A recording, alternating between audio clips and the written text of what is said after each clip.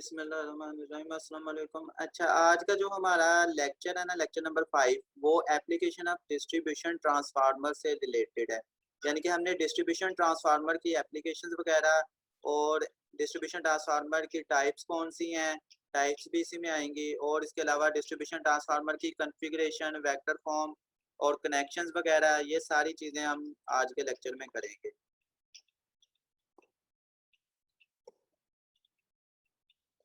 जो lecture contents हैं हमारे आज के, वो जो अभी बताए हैं, types of distribution transformers, winding configuration, winding में हम पोलैरिटी, टाइप्स, वेक्टर ग्रुप, ये चीज़ें करेंगे। और purpose of neutral grounding of distribution transformer, ये लेक्चर नंबर 5 के टॉपिक्स हैं। सबसे पहले हमारे पास डिस्ट्रीब्यूशन ट्रांसफार्मर की definition. The last transformer in power system networks, यानी कि जो डिस्ट्रीब्यूशन ट्रांसफार्मर है ना, डिस्ट्रीब्यूशन नाम से ही लग रहा है कि ये डिस्ट्रीब्यूट करेगा, तो ये लास्ट ट्रांसफार्मर होता है हमारे पास डिस्ट्रीब्यूट करने वाला। तो last transformer in the power system network which steps down, और ये स्टेप डाउन ट्रांसफार्मर होगा जो कि हमारे मोहल्ले वगैरह में, कॉलोनीज में लगे भी होते हैं स्टेप डाउन ट्रांसफार्मर। वो 2.4 से 34.5 केवी के हो सकते हैं, जो हमारे मोहल्ले कॉलोनीज में लगे होंगे स्टेप डाउन। तो यूटिलाइज वोल्टेज, और वोल्टेज वो कितने देते हैं, 1 फेज के भी देते हैं, 3 फेज के भी देते हैं, डिफरेंट रेटिंग्स होती हैं। 1 फेज के हों तो वो 120 से 140 के दरमियान रहेंगे, 3 फेज के हों तो वो 400 तक रहते हैं। तो ये इस तरह के हमें वोल्टेजेस मिलेंगे इसमें यूटिलाइजेशन में, जो कि स्टेप डाउन डिस्ट्रीब्यूशन वोल्टेज करेगा। और इसको हम डिस्ट्रीब्यूशन ट्रांसफार्मर कहेंगे, जो कि आप लोगों ने नॉर्मली देखे हुए हैं सारे। आगे इसकी टाइप्स आएंगी, उसमें भी इसकी फिगर बनी होगी। और ये सिंगल फेज, 3 फेज दोनों तरह के होंगे, इसलिए इनके वोल्टेजेस की रेंज 120 से 600 है। क्योंकि अगर सिर्फ सिंगल फेज होता है तो वो 120 से 140 के दरमियान ही होता है।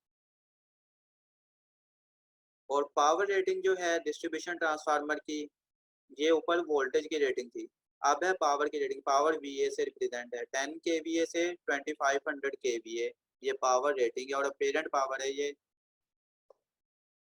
और डिस्ट्रीब्यूशन ट्रांसफार्मर यूजली है लो लोड फैक्टर, लोड फैक्टर जो है इसका काफ़ी कम होता है, यानी कि इतना ज़्यादा नहीं होता है डिस्ट्रीब्यूशन का। बाकी इससे पहले जो पावर सिस्टम में लगे होते हैं उनके लोड फैक्टर बहुत ज़्यादा भी होते हैं, यानी कि वो स्टेप अप भी करते हैं, स्टेप डाउन भी करते हैं। उनके वोल्टेज की रेंजिंग भी बहुत ज़्यादा, 11 केवीए, 33 केवीए, ऐसे ऐसे वोल्टेजेस होते हैं। तो लोड फैक्टर उनका बहुत ज़्यादा है, लेकिन डिस्ट्रीब्यूशन ट्रांसफार्मर का सबसे कम लोड फैक्टर होता है। और distribution transformer are equipped with off load tap changer, यानी कि इसमें ऑफ लोड टेप चेंजर हम करते हैं। वो क्या होता है, दो तरह के लोड चेंजर हमारे पास होते हैं, एक ऑन लोड, एक ऑफ लोड। ऑन लोड का मतलब है कि ऑटोमेटिकली आपको जितना लोड चाहिए उस हिसाब से वो टैप करेगा। टैप का मतलब है जितना आपको वोल्टेज चाहिए वो उस टैप पे वोल्टेज को ले जाएगा और आपको वो वोल्टेज मिल जाएंगे। उसे हम ऑन लोड टेप चेंजर कहेंगे, जो ऑटोमेटिक काम करेगा। ये इंडस्ट्री वगैरह में और बड़ी बड़ी चीज़ों में ये ऐसा होता भी है कि उन्हें जितनी वोल्टेज चाहिए होती है वो उस हिसाब से ट्रांसफार्मर उसको टैप करता है उतने वोल्टेज पे, और वो उनको वोल्टेज मिलना शुरू हो जाते हैं ऑटोमेटिक। उन्हें कोई काम नहीं करना पड़ता है, बस लोड वेरिएशन के हिसाब से उनका चेंज होता है। वो ऑन लोड है। ऑफ लोड टेप चेंजर का मतलब है कि आपका ऑटोमेटिक काम नहीं होगा, आपका ऑटोमेटिक काम के अलावा मैनुअली काम करेंगे। यानी कि मैनुअली का मतलब है आपको फर्ज करें वोल्टेजेस अब चाहिए, अब इस टाइम 4 बजे चाहिए शाम के, तो आप क्या करेंगे, उसको मैनुअली टैप करेंगे उस वोल्टेज पे और आपको वो वोल्टेज ट्रांसफार्मर से मिलने शुरू हो जाएंगे। यानी कि ये ऑटोमेटिक नहीं करेगा। ऑफ लोड टेप चेंजर और ऑन लोड टेप चेंजर में इतना ही फर्क है। ऑन लोड में ऑटोमेटिकली आप टैप चेंज कर सकते हैं, यानी कि वो ऑटोमेटिक खुद होते जाएंगे। और ऑफ लोड में मैनुअली आप टाइप चेंज खुद करेंगे जितने आपको वोल्टेजेस चाहिए। तो ये ऑफ लोड और ऑन लोड में डिफरेंस है आपका। उसके बाद वापडा अप्रूव्ड ट्रांसफार्मर रेटिंग, ये है वापडा की तरफ से जो ट्रांसफार्मर की रेटिंग्स हैं। ये इसको बस देखना ही है आपने, इसमें से कुछ करना नहीं है।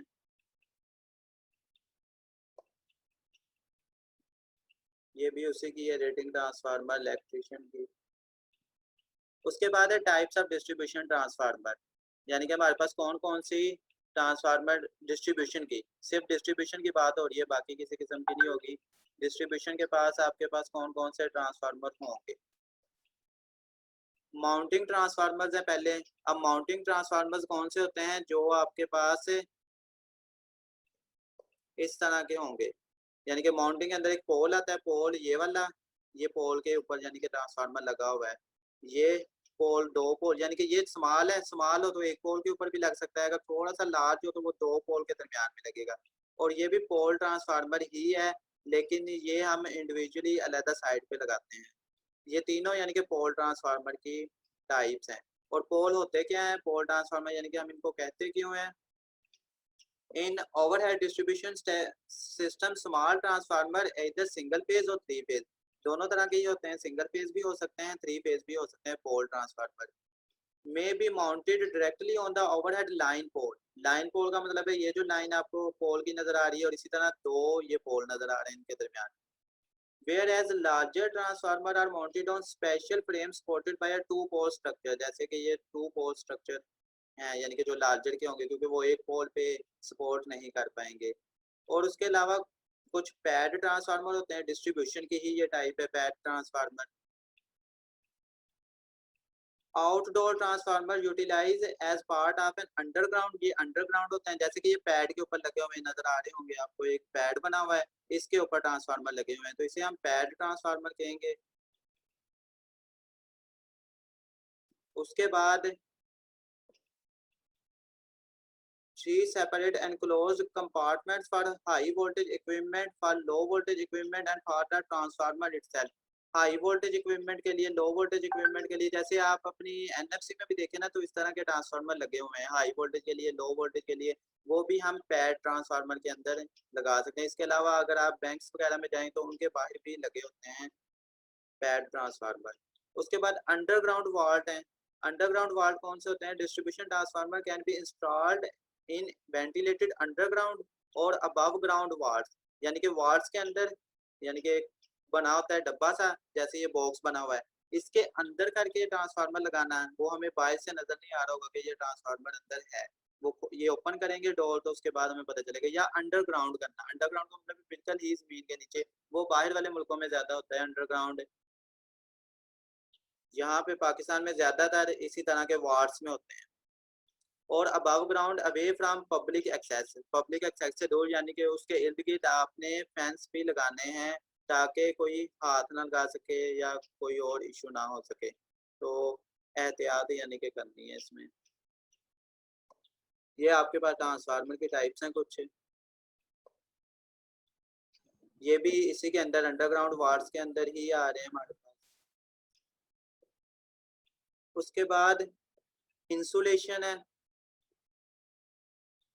इंसुलेशन आपकी दो तरह की है, एक ऑयली मस्ट होती है, एक ड्राई टेप होती है, यानी कि आपके पास ड्राई वाले ट्रांसफार्मर भी अवेलेबल होते हैं और ऑयल वाले भी अवेलेबल होते हैं, दोनों तरह के आपके पास ट्रांसफार्मर अवेलेबल होंगे, वो आगे भी इसकी डिटेल आ जाएगी। फेजेस हैं, फेजेस अभी बताया था, सिंगल फेज और थ्री फेज, दो तरह के फेजेस हमें मिलेंगे ट्रांसफार्मर के अंदर। जो सिंगल फेज है उसकी भी दो टाइप्स हैं, जो थ्री फेज है उसकी भी दो टाइप्स है। सिंगल फेज में कोर टाइप होती है और शेल टाइप होती है, ये आप लोगों ने इलेक्ट्रिक मशीनरी में भी इसका इंट्रो थोड़ा बहुत पढ़ा है, वही चीज़ है, बल्कि यहाँ पे बिल्कुल सिर्फ बताया ही हुआ है, कोई एक्सप्लेनेशन या कोई और थ्योरी वगैरह नहीं है, सिर्फ बस देखना है आप लोगों ने। सिंगल फेज कोर टाइप और शेल टाइप सिंगल फेज, ये दो तरह के आपके पास होंगे। इसी तरह थ्री फेज में आपके पास कोर टाइप और शेल टाइप दोनों होंगे। तो ये बाइंडिंग की हुई है ऊपर, ये आगे आएगी भी इसकी बाइंडिंग कैसे करते हैं कैसे नहीं। और थ्री फेज में आपके पास, आपको पता है, delta delta, Y Y, delta Y और वाई डेल्टा, ये चार तरह की होती है कन्वर्जन। इसमें डेल्टा वाई इसलिए एक बार लिखते हैं क्योंकि वाई डेल्टा और डेल्टा वाई वो आगे जाके चेंज, इसको फर्दर दो टाइप्स में डिवाइड कर देते हैं, तो इसलिए ये यहाँ पे एक लिखा हुआ है और डेल्टा डेल्टा वाई वाई लाता लिखा हुआ है। हमें इसी तरह के यानी कि चार टाइप्स के मिलते हैं, या डेल्टा डेल्टा कन्फिग्रेशन होगी थ्री फेज की, या वाई वाई, या डेल्टा वाई, या Y delta. Excuse me sir. जी सर आपकी आवाज कट जाती है दरम्यान में से, बाकी गर्ल्स भी यही कह रही हैं। अच्छा, वो फिर सिग्नल का इशू होगा। मैंने ये बताया कि हमारे पास ना यहाँ ये आई थी सही आवाज इनकी। ये सर दरम्यान से कट जाती थी बट। अच्छा चले, ये दो तरह के मैंने बताए थे, दो तरह के हमारे पास फेजेस होंगे, एक सिंगल फेज एक थ्री फेज। जो सिंगल फेज है वो हमारे पास सर अभी भी नहीं आ रही आपकी आवाज। एक मिनट रुकना है, एक कॉल वाला है वो डिस्टर्ब कर रहा है, मैं उसको ना ब्लैक लिस्ट पे लगा के ना आपसे बात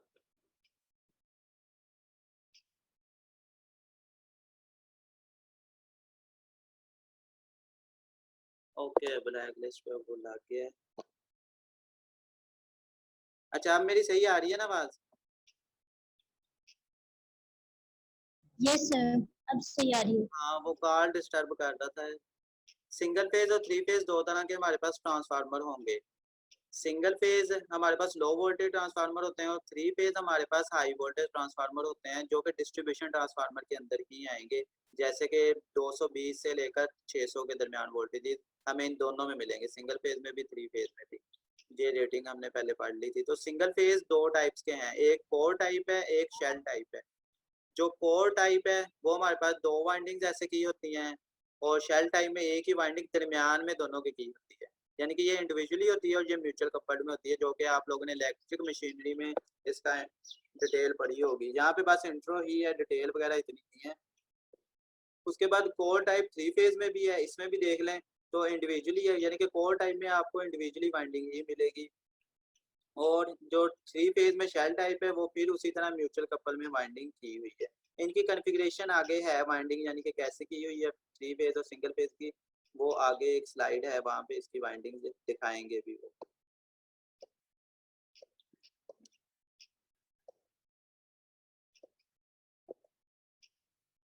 उसके बाद हमारे पास tank and oil in transformers हैं।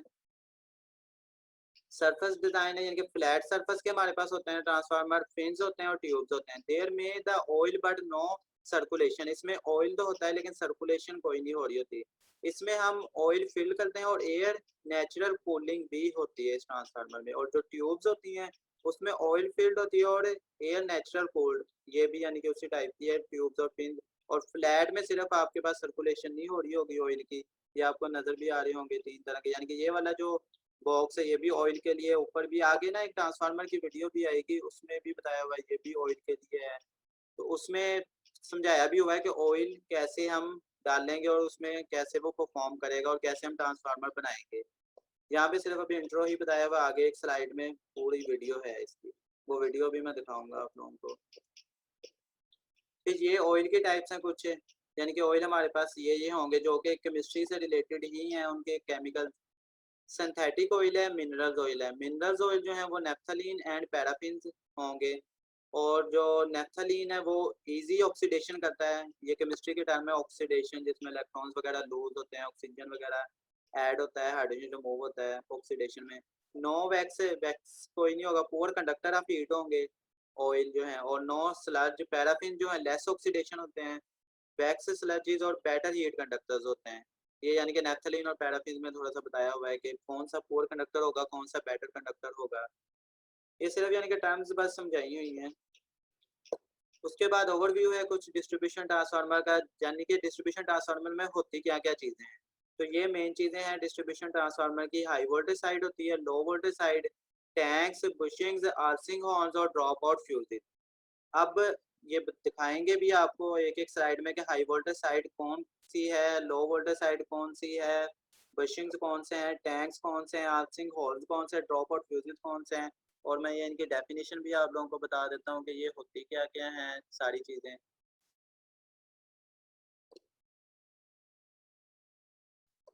ये सबसे पहले पहली चीज़ है, नज़र आ रही होगी सबको।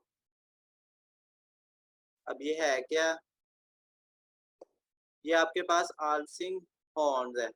अब आर्सिंग हॉर्न्स होते क्या हैं, ये हमारे पास कंडक्टर्स होते हैं जो कि हम प्रोटेक्शन के लिए यूज करते हैं, इंसुलेटर्स के लिए, प्रोटेक्ट इंसुलेटर वगैरह के लिए, और स्विचिंग के लिए हार्डवेयर को high voltage electric power transmission system है डैमेजिंग से। और डैमेजिंग किसकी, फ्लैश ओवर, यानी कि अचानक कोई बिजली वगैरह या कोई ऐसा हादसा हो गया तो उसको प्रोटेक्ट करने के लिए हम आर्सिंग हॉर्न्स वगैरह लगाते हैं, जो कि आपको ये ओरिजिनल ट्रांसफार्मर से नजर आ रहे होंगे, ये वाले, ये यहाँ पे लगे होते हैं ट्रांसफार्मर के। उसके बाद ये हमारे पास high voltage and low voltage terminal है। अब इसमें से भी हाई वोल्टेज कौन से हैं, लो वोल्टेज कौन से हैं, वो आगे वीडियोस में भी आएंगे। ये वाले जो बड़े बड़े लगे हुए ये हाई वोल्टेज है और जो छोटे छोटे हैं वो लो वोल्टेज है। तो ये हाई वोल्टेज और लो वोल्टेज टर्मिनल है। ये वीडियो में आपको मैं दिखाऊंगा भी हाई वोल्टेज और लो वोल्टेज उन्होंने एडजस्ट कैसे किए हुए हैं। उसके बाद ड्रॉप आउट फ्यूजेज हैं। ड्रॉप आउट फ्यूजेज भी एक हमारे पास है, यानी कि इंसुलेशन चीज ही है, डिवाइस ही है जो कि प्रोटेक्ट करेगी करंट सर्जी से और ओवरलोड से। यानी कि आपके पास फर्ज करें बहुत ज्यादा ओवरलोड आ गया पीछे से ही, जो कि इस ट्रांसफार्मर पे डिस्ट्रीब्यूशन ट्रांसफार्मर पे पीछे से आया है, क्योंकि ये ट्रांसफार्मर वो हैं जो आपके मोहल्ले और कॉलोनीज में लगे हुए हैं। तो पीछे से अगर बहुत ज्यादा लोड आ गया तो ये ड्रॉप आउट फ्यूजेस उसको क्या कर देगा, ब्रेक कर देगा और ट्रिप हो जाएगा। यानी कि एक तरह का आपका कनेक्शन जो है आपके मोहल्ले या कॉलोनीज की बिजली तब खत्म हो जाएगी। तो जैसे कि अक्सर होता भी है जब तूफान वगैरह भी आता है या ओवरलोडिंग होती भी है तो बिजली चली जाती है मोहल्ले कॉलोनीज में, वो ड्रॉप आउट फ्यूज ही वहाँ से खत्म हो जाता है, उड़ जाता है, जिसकी वजह से डिस्टरबेंस आती है। उसके बाद ये पोलैरिटीज हैं हमारे पास। और जो बुशिंग्स है, बुशिंग्स की उन्होंने दिखाई नहीं हुई क्योंकि बुशिंग्स हमारे पास यहाँ पे लगे होते हैं। मैं दिखा देता हूँ, यहाँ पे करके बुशिंग्स भी होते हैं, वो आपको वीडियोस में भी दिखा दूंगा। जो बुशिंग्स हैं वो क्या करते हैं, वो आपको सिर्फ अलाउ करते हैं इलेक्ट्रिकल इंसुलेटर, यानी कि इलेक्ट्रिकल कंडक्टर्स वगैरह पास, आपने करंट वगैरह पास करवाना है उसके लिए आपको बुशिंग चाहिए होते हैं। तो ये कंडक्टिंग मटीरियल है, आप कह सकते हैं बुशिंग, तो ये भी उसमें ज़रूरी होते हैं।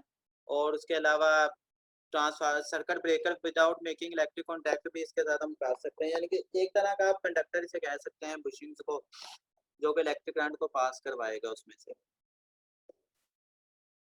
उसके बाद ये है वो जो पोलैरिटी मेकिंग है जो कि उन्होंने सिंगल फेज और थ्री फेज में दिखाई थी, ये आपको नजर आ रही होगी वाइंडिंग्स, यानी कि ये वाइंडिंग्स हैं जो कि पोलैरिटी बनाई। और ये जो डॉट्स लगे हुए हैं ये पोलैरिटी बता रहा है करंट की, यानी कि करंट यहाँ से एंटर हो रहा है, इसी तरह आई बी में, आई सी में और आई सी में और आई बी में। और ये कैपिटल ए है, ये कैपिटल, यानी कि यहाँ पे कैपिटल ए बी सी है, यहाँ पे capital A small A B C है। तो ये वाइंडिंग्स है और उसकी पोलैरिटी है करंट्स की डॉट से, यानी कि करंट एंटर हो रहा है या लीव हो रहा है, ये हमें डॉट्स बताते होते हैं।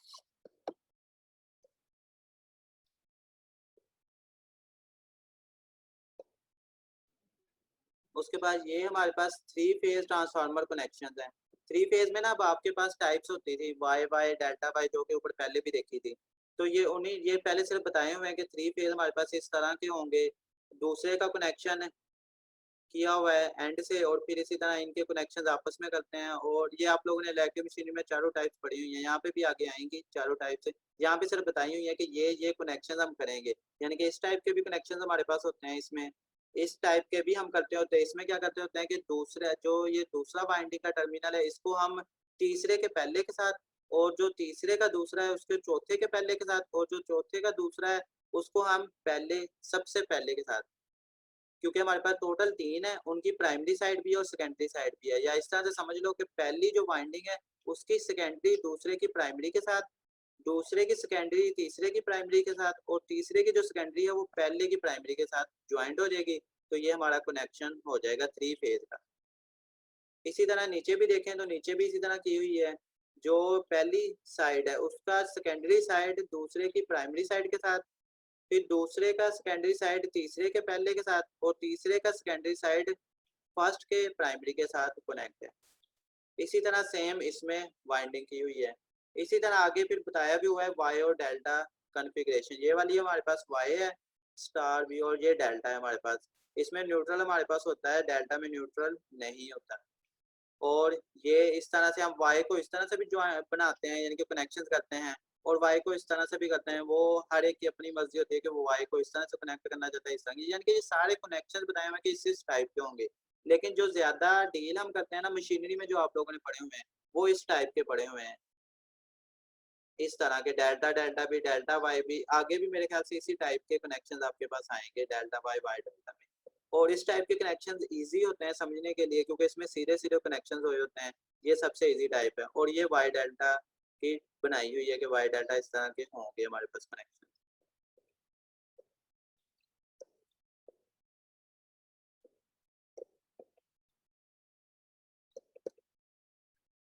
ये देखें अब वाई वाई ट्रांसफार्मर की एक पिक लगाई हुई है,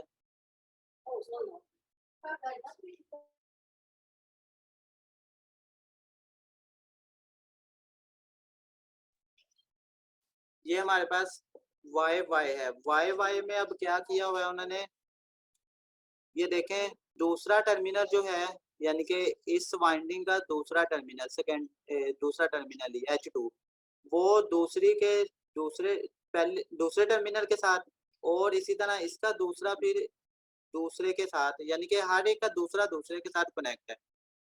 वाई में हमेशा जो वाइंडिंग होगी उसका H2 के साथ फिर H2 के साथ कनेक्ट होगा, जो कि मशीनरी में भी था। मशीनरी में मेरे ख्याल से ज्यादा अच्छे बने हुए हैं, यहाँ पे इतने अच्छे नहीं बने हुए। इसी तरह इस वाई का देखें तो इस वाई का भी सेम वैसे ही होगा। दूसरा जो टर्मिनल है इसका X2 वो इसके दूसरे के साथ और फिर इसका दूसरा जो टर्मिनल है X2 वो इसके दूसरे के साथ, यानी कि वाई में दूसरा दूसरे के साथ कनेक्ट होगा आपके पास। और ये वाई में आपको पता है कि करंट सेम होते हैं, यानी कि आई ए जो कैपिटल होगा वो आई ए स्मॉल के होगा क्योंकि दोनों वाई हैं। अगर एक वाई एक डेल्टा हो तो आपके पास करंट में चेंजिंग आएगी, लेकिन अगर दोनों वाई हैं या दोनों डेल्टाज हैं तो आपके पास करंट स्मॉल वाले और कैपिटल वाले बिल्कुल इक्वल होंगे। Capital I A small I ए के बराबर होगा, capital I B small I B के भी इक्वल होगा और capital I C small I सी के इक्वल होगा। और ये वाली फिगर जो है ना ये इलेक्ट्रिक मशीनरी की बुक से कर लेना ज्यादा अच्छी बात है, क्योंकि यहाँ पे उन्होंने सही तरह से डॉट्स बनाए नहीं हुए कि इस दूसरे का इस दूसरे के साथ ज्वाइंट तो है लेकिन ये यहाँ से उन्होंने कट नहीं किया हुआ, जो भी कटिंग होती है कि ये इस कनेक्शन के साथ कनेक्ट नहीं है। तो मशीनरी में ज्यादा अच्छी बनी हुई है इसकी फिगर। उसके बाद सेम इसी तरह डेल्टा डेल्टा का है। अब जैसे उसमें वाई में इस दूसरे का इस दूसरे के साथ है, यानी कि H2 का H2 के साथ है, फिर H2 का H2 के साथ है वाई में। डेल्टा में H2 का H1 के साथ होता है, फिर H2 का H1 के साथ होता है और फिर जो एंड वाला H2 होता है उसका पहले के H1 के साथ होता है। यानी कि डेल्टा का इजी एक तरह का होता है कनेक्शन, यानी कि पहले का एंड के साथ ज्वाइंट कर लेना। अब ये वाली उसने यहाँ से भी फिर कट नहीं की हुई, यानी कि ये पहली वाली डायरेक्ट एंड वाली के साथ कनेक्ट है। ये दरमियान में जो वायर है ये यहाँ से ब्रेक हुई है, उन्होंने ब्रेक का शो नहीं किया हुआ, यहाँ से भी ब्रेक है जो कि हम ये ऐसे सी टाइप से डिनोट करते हैं। और दूसरे को पहले के साथ और इसी तरह इस दूसरे को पहले के साथ। इसी तरह सेम इस फिगर में देखें तो डेल्टा का सेम यही रहेगा, यानी कि पहले को एंड वाले के साथ ज्वाइंट करना है सीधा और दूसरे को इस पहले के साथ यानी कि X2 को X1 के साथ और इसी तरह X2 को X1 के साथ कनेक्ट कर देना, तो ये आपके पास डेल्टा डेल्टा कनेक्शन बन जाएंगे। अब ये भी डेल्टा डेल्टा है तो इसमें भी करंट सेम रहेंगे, आई ए के बराबर होगा कैपिटल और स्मॉल। इसी तरह बी वाले भी बराबर होंगे और सी वाले भी बराबर होंगे डेल्टा डेल्टा कन्फिग्रेशन की वजह से। लेकिन अगर डेल्टा वाई या वाई डेल्टा आ गया तो वो चेंज करंट करेगा, जैसा कि ये आप नजर देख रहे होंगे। अब इसमें ये जो डेल्टा कनेक्शन है ना ये सेम वही है जो भी हमने पीछे पढ़ा है, यानी कि पहले का एंड के साथ ज्वाइंट कर देना सीधा। ये देखें पहले को एंड के साथ ज्वाइंट किया हुआ है, बल्कि नहीं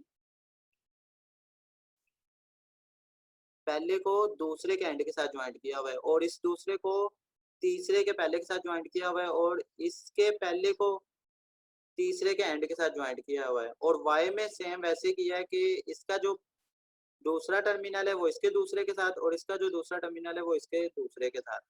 ये इलेक्ट्रिक मशीनरी की बुक से ही चारों फिगर्स देखना वहाँ पे एग्जैक्ट है। और इसके अब करंट देख लें तो करंट इनके सेम नहीं है। क्यों सेम नहीं है? क्योंकि अगर आप देखें तो इसका जो आई ए है उसकी वेक्टर फॉर्म ज्यादा है और इसकी आई ए की वेक्टर फॉर्म स्मॉलर है, यानी कि आई ए की मैग्नीट्यूड देखें तो कम है, इस आई ए की मैग्नीट्यूड देखें तो वो ज्यादा है। और कितने टाइम्स ज्यादा है? वो √3 टाइम्स ज्यादा है। और एंगल कितना बन रहा है? अगर आप इस एंगल को देखें तो ये एंगल 30 डिग्री बन रहा है। तो ये 30 डिग्री इसलिए लगाया हुआ, यानी कि जो कैपिटल आई है वो स्मॉलर आई है कि 3 टाइम्स ज्यादा है और एंगल 30 डिग्री भी ज्यादा है। इसी तरह आई बी और आई सी सेम है, यानी कि आई बी स्मॉलर आई बी से √3 टाइम्स ज्यादा होगा और एंगल 30 डिग्री ज्यादा होगा। इसी तरह कैपिटल आई सी √3 टाइम्स ज्यादा होगा और एंगल 30 टाइम्स ज्यादा होगा। ये भी इलेक्ट्रिक मशीनरी की बुक में बनी हुई है और उसमें आई थिंक रेशियोज भी लिखी हुई हैं। जो इलेक्ट्रिक मशीनरी की बुक चैपमैन की है, दूसरा चैप्टर है ट्रांसफार्मर वाला, उसमें इनकी रेशियो लिखी हुई है कि इसकी डेल्टा वाई की रेशियो इतनी होती है, वाई डेल्टा की रेशियो इतनी होती है उसके करंट के हिसाब से। इसी तरह सेम वाई डेल्टा में है। वाई डेल्टा में सिर्फ इतना फर्क आ जाएगा कि एंगल माइनस आ जाएगा, क्योंकि वो अब उल्ट पोलैरिटी शो होगी उसकी, तो उल्ट की वजह से अब आई ए जो स्मॉल आई ए होगा उसकी मैग्नीट्यूड ज़्यादा हो जाएगी और कैपिटल आई ए की मैग्नीट्यूड कम हो जाएगी। तो अब small I A capital I ए के √3 टाइम्स और वो एंगल -30 में चला जाएगा, क्योंकि पहले ये वाला इस साइड में था और आई ए इस साइड में था, तो एंगल +30 में आया था। अब ये वाला जब इस साइड में आ गया और ये इस साइड में आ गया तो एंगल माइन, ये आपको नजर भी आ रहा होगा अब नीचे से, यानी कि आप क्लॉकवाइज है, क्लॉकवाइज में एंगल माइनस में लिए हैं और वहां पे एंटी क्लॉकवाइज में थे, एंटी क्लॉकवाइज में हमने प्लस में लिए।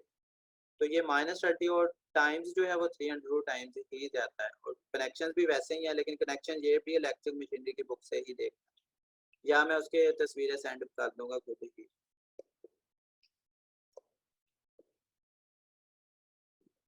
उसके बाद हमारे पास वेक्टर ग्रुप है। वेक्टर ग्रुप असल में हमारे पास ना यही होते हैं, ये जो अभी हमने कुछ फिगर देखी है ना वेक्टर ग्रुप की। बिस्मिल्लाहिर्रहमानिर्रहीम। अच्छा, मैं वेक्टर ग्रुप के बारे में बता रहा था। वेक्टर ग्रुप ना हमारे पास ये वाली चीज होती है, जो भी हमने वाई डेल्टा और डेल्टा वाई कन्फिग्रेशन के ये वेक्टर बनाए हैं ना, ये जो वेक्टर हैं इनको हम कहते हैं वेक्टर ग्रुप से। तो ये हमारे पास वेक्टर्स हैं। तो डेफिनेशन इसकी लिखी हुई है वेक्टर ग्रुप की। Vector group a method of describing the windings, windings को डिस्क्राइब करने का एक मेथड है। configuration and the difference in phase angle between high voltage and low voltage side of transformer। High voltage side वही जो हम capital A वगैरह से रिप्रेजेंट कर रहे थे, और वो लो वोल्टेज साइड जो स्मॉल है, यानी कि दोनों के दरमियान जो हम एंगल फेज एंगल ड्रॉ करके एक मेथड बना रहे थे, जैसे कि ये अभी जो आपको दिखाया है ये वाला मेथड, इसको हम वेक्टर ग्रुप मेथड कहते हैं। तो यही आपके पास सिंपल बस वेक्टर ग्रुप मेथड है। वो किसी भी वाई डेल्टा का, डेल्टा वाई का, डेल्टा डेल्टा का, वाई वाई का, सबका बना हुआ है। ये वेक्टर फॉर्म यहाँ पे सही बनी हुई है, अच्छी बनी हुई है, सिर्फ ये वाले कनेक्शंस इतने अच्छे नहीं यहाँ पे बने हुए। ये इलेक्ट्रिक मशीनरी की बुक से कर लेना, या वो मैं सेंड कर। ये हमारे पास वेक्टर ग्रुप में होते हैं बाइंडिंग्स। ये जो डी लिखा हुआ है ये हाई वोल्टेज बाइंडिंग कनेक्शंस को शो कर रही होती है। जो आपके पास ये स्मॉल वाई लिखा होता है वो आपकी लो वोल्टेज बाइंडिंग कनेक्शन को शो कर रही होती है। और जो एन है वो आपका न्यूट्रल कनेक्शन होता है, जो कि वाई में होता है, डेल्टा में नहीं होता है न्यूट्रल कनेक्शन। और जो वन है वो आपका फेज डिस्प्लेसमेंट है, यानी कि एंगल है किसका, लो वोल्टेज वाइंडिंग का with reference to high voltage winding. यानी कि वन आपका एंगल को शो करता है लो वोल्टेज वाइंडिंग का हाई वोल्टेज वाइंडिंग के रेफरेंस के हिसाब से। जैसे कि आप लोग ये देखें तो आपको नजर आ रहा होगा एक हाई वोल्टेज लो वोल्टेज, और यहाँ पे आपको एंगल भी कुछ नजर आ रहा होगा। तो इसका एंगल क्या है, कैपिटल ए का 30 डिग्री लीड कर रहा है स्मॉल ए से, यानी कि स्मॉल ए पीछे है, कैपिटल ए आगे है। तो इन दोनों के दरमियान अगर एंगल ड्रा करें तो वो ऑलमोस्ट 30 डिग्री बनेगा, क्योंकि हमारे पास 12 क्लॉक है, तो 12 क्लॉक बराबर होते हैं 360 डिग्री के। तो 360 डिग्री को जब 12 से डिवाइड करेंगे तो 1 क्लॉक हमारे पास बराबर आएगा 30 डिग्री के। तो किसी भी टाइम किसी भी 1 क्लॉक पे, यानी कि 12 से 1 देख लें या 1 से 2 या 2 से 3, आपके पास 30 डिग्री एंगल बनेगा। तो ये वो दिखाया हुआ 30 डिग्री। और यहाँ पे आप देखें तो यहाँ पे 30 डिग्री लैग कर रहा है आपका एंगल। अगर इस डायरेक्शन में जाएंगे तो आपका लीड करेगा एंगल, अगर आप इस डायरेक्शन में यानी कि क्लॉकवाइज डायरेक्शन में आते जाएंगे तो आपका लैग करता जाएगा, क्योंकि क्लॉकवाइज में आपको पता है एंगल माइनस में शो होते हैं, और एंटी क्लॉकवाइज में आपके पास एंगल जो है वो प्लस में शो होते हैं। तो इसलिए ये 30 डिग्री लीड है, ये 30 डिग्री लैग है। और यहाँ पे देखें तो 180 फेज शिफ्ट है, यानी कि एक एंगल अगर 12 पे है तो दूसरी उसकी सुई 6 पे है, तो ये 180 एंगल बन रहा है जो कि फेज शिफ्ट का होता है। और ये अगर आप देखें तो ये जीरो शिफ्ट है, यानी कि दोनों का एंगल बराबर है, जो कि हमारे पास डेल्टा टू डेल्टा और वाई टू वाई कन्फिग्रेशन में था। डेल्टा टू डेल्टा और वाई टू वाई कन्फिग्रेशन में हमारे पास ये वाले एंगल थे, डेल्टा टू वाई और वाई टू डेल्टा में हमारे पास ये वाले एंगल, जो कि उन्होंने बस एक तरह का रिप्रेजेंट किया हुआ है कि इस तरह हमारे पास वेक्टर ग्रुप कन्वेक्शंस बनेगी एंगल्स की। उसके बाद ये कुछ एंगल उन्होंने बताए भी हुए हैं वेक्टर फॉर्म में, 4 टाइप्स के, वाई एन की फॉर्म वाले, जो भी हम वाई एन डिस्कस कर रहे थे।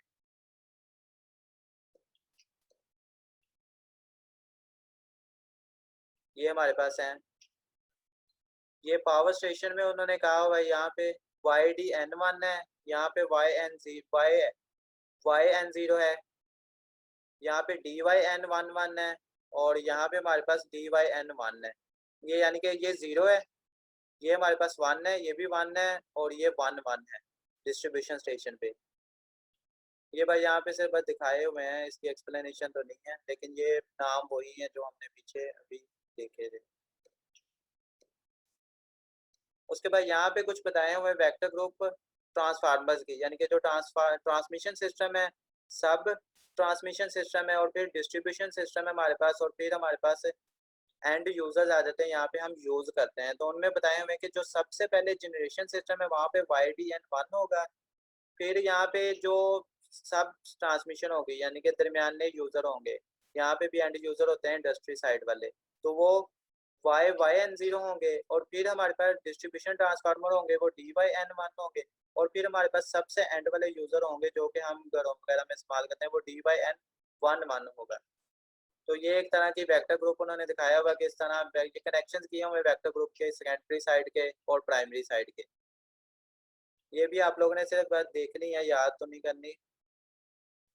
उसके बाद neutral grounding of distribution transformer, यानी कि हम ग्राउंडिंग क्यों करते हैं। तो ग्राउंडिंग आपको पता है कि ग्राउंडिंग का पर्पस सिर्फ सेफ्टी है, यानी कि आपकी सेफ्टी के लिए और इक्विपमेंट की सेफ्टी के लिए, और जो हमारे पास ट्रांसफार्मर वगैरह और ये चीज़ें लगी होती हैं इनकी सेफ्टी के लिए हम ग्राउंडिंग करते हैं। ग्राउंडिंग का पर्पस सिर्फ इतना था, ये दिखाया भी हुआ है उन्होंने ग्राउंडिंग के पर्पस के लिए, क्योंकि अगर आप ग्राउंड हैं और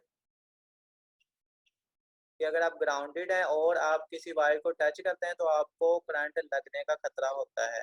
लेकिन अगर आपने दूसरी तरफ से कोई सेफ्टी की हुई है, इक्विपमेंट की हुई है, तो आप उससे बच भी सकते हैं। अगर ग्राउंडिंग यानी कि आप ग्राउंड पे हैं तो फिर आपको लगेगा, लेकिन अगर सेफ्टी की हुई है, सेफ्टी इक्विपमेंट, जैसे कि वो कोई वायर वगैरह खराब हो जाए ट्रांसफार्मर वगैरह से या किसी और से, तो जो इंजीनियर्स सब इंजीनियर्स होते हैं वो सही करते हैं, वो पूरी इक्विपमेंट अपनी करते हैं, सेफ्टी करते हैं, उस वजह से उन्हें करंट नहीं लगता। तो ग्राउंडिंग का पर्पस सिर्फ एक तरह की सेफ्टी है बस। उसके बाद हमारे पास जो लेक्चर नंबर 6 है उसमें हमारे पास चैप्टर नंबर 4 है। अच्छा मैं पहले बता दूं, अब चैप्टर नंबर जो 3 अभी यानी कि हम करके आए हैं, उसमें ऐसी कोई चीज़ नहीं है जो कि याद करने वाली है, बस सिर्फ अदर पूछना है कुछ आपने कि वैसे ही गलती से माइक ऑन हो गया।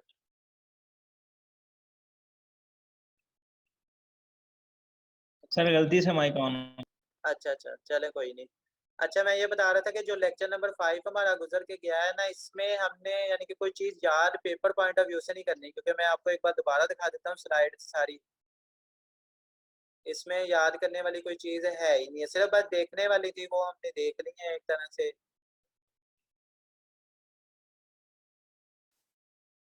ये कनेक्शंस भी आप लोगों ने मशीनरी में पढ़े हुए थे, ये भी यानी कि दोबारा करने की जरूरत नहीं है, यहाँ पे बस सिर्फ बताया है, वैसे भी इन्होंने इतनी डिटेल नहीं दी इनकी।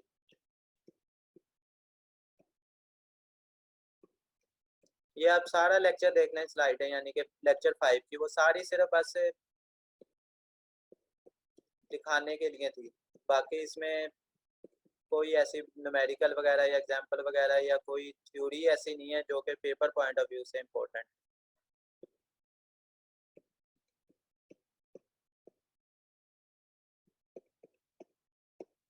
ये यहाँ तक था लेक्चर कंटेंट, तो इसमें कोई भी चीज़ नहीं थी। अब जो लेक्चर 6 है हमारा, उसमें भी देख लेंगे, अगर उसमें भी कोई चीज़ ऐसी हुई जो पेपर पॉइंट ऑफ व्यू से इम्पोर्टेंट है, मिड या फाइनल या क्विज़िस किसी भी पेपर पॉइंट ऑफ व्यू से, तो वो मैं आपको बता दूंगा। अगर नहीं हुई तो वो भी मैं आपको बता दूंगा कि इसमें भी कुछ ऐसा नहीं है करने वाला, सिर्फ बस देखना है। बाकी लेक्चर अभी तक आपने लेक्चर 2 3 4 ही करने हैं तैयार।